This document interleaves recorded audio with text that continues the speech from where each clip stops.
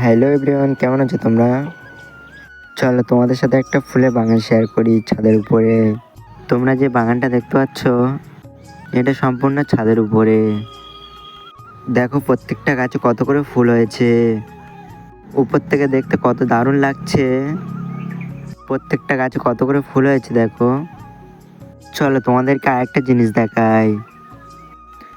বাড়িতে একটা পাইপ পড়েছিল, সেটাতে একটা ফুল গাছ লাগানো হয়েছে।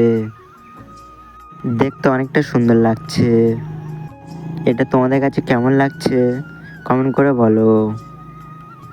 এই গাছগুলো নাকি খুব অল্প দিনের, ভাবতে অবাক লাগছে এত অল্প দিনে গাছগুলো এত বড় বড় হয়ে গেছে। 2-3 মাস হচ্ছে নাকি গাছগুলো।